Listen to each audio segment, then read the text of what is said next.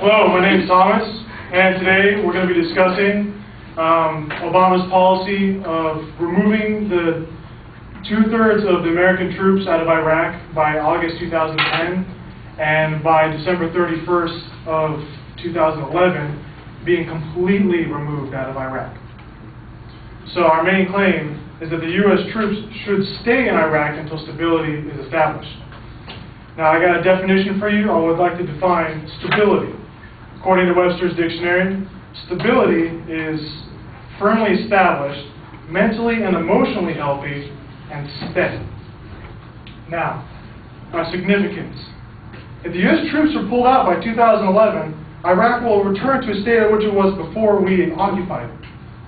And some ways I'd like to discuss this is that Iraq had a large number of violence and fatalities before we occupied that area.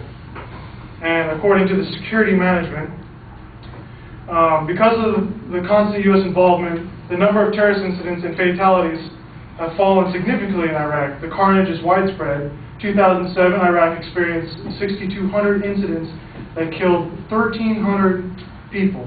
In 2008, incidents and death toll had fallen to 3,200 and 5,100 people, respectively.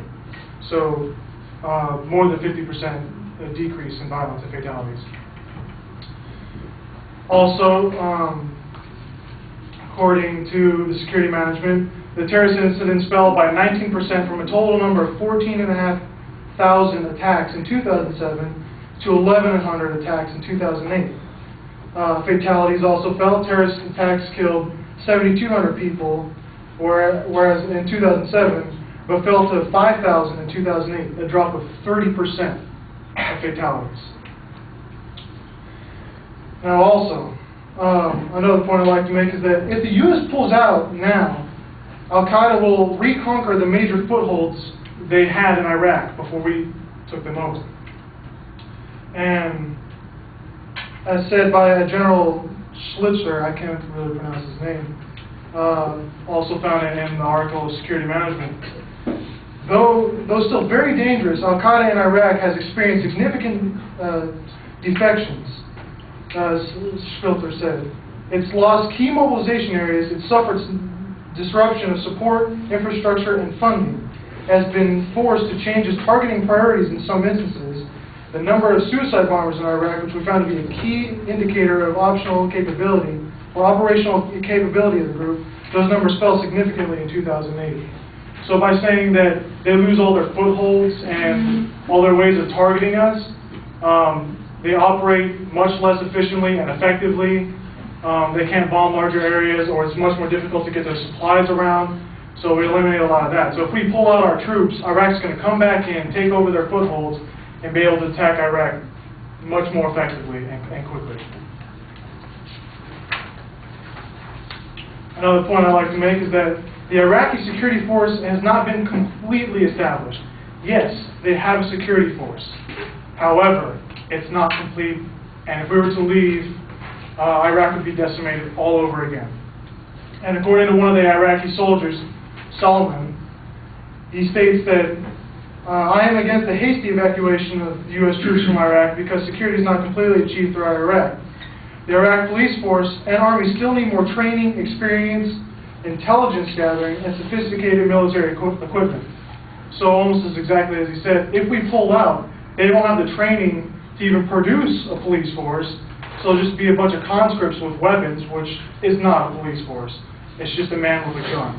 And a man with a gun can easily just run away and die. Now, to our inherency. Pulling U.S. troops out of Iraq will cause direct harm to the Iraqi people.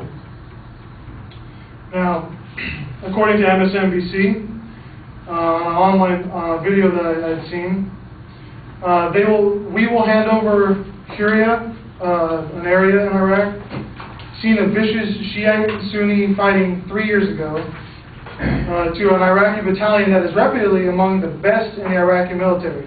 However, but like other Iraqi units, the battalion suffers from heavy supply problems, which make it difficult to operate effectively on their own.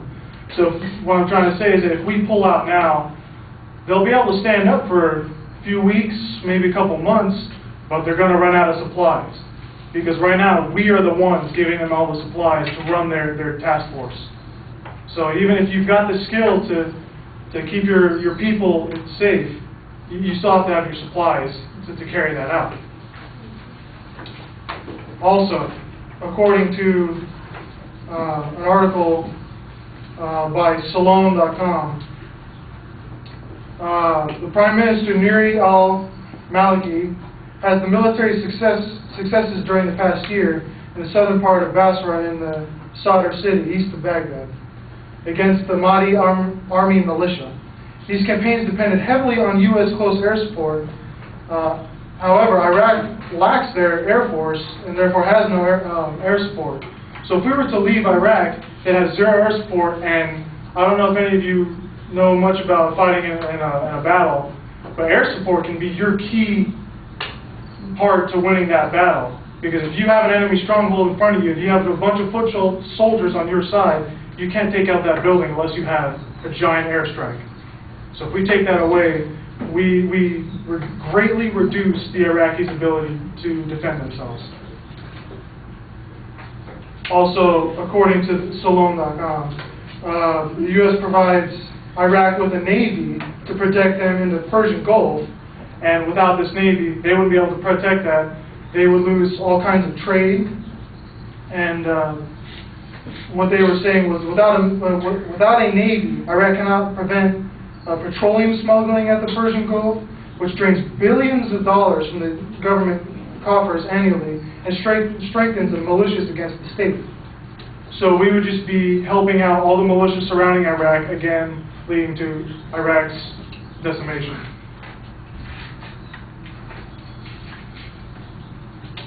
And my last point on this subject is that if the U.S. troops were to leave, if we were to leave, their trade and commerce would go down in some of their cities. After watching a news report by Fox News, news reporter Bill Hemmer had stated that Baghdad right now is a functioning city again. In 2006, when he was there 3 years ago, there was dusted-down curfews, if not 24-hour curfews. You could not go outside your homes. But now, people are willing to go out to the markets, go buy food, go to the restaurants, converse with people. He had stated when he first got there, they tried to interview a man, but the man would not even let them take pictures or videos or his name. He came with a mask and large sunglasses, so you could not tell his identity at all. But now, strange people will walk up to Americans and say, "Thank you for helping us out. Without you, we would not have been where we are now." So now to our solvency. I got to cut you off here at 8 minutes. I just got a 2-minute card. Well, the camera's been running for 8 minutes and I started it when you were speaking, so the timing is apparently off there. Trust me. Sorry about that. I think I just imagined. Okay. Oh, well, I would have skipped some things. Well, sorry, that's the way.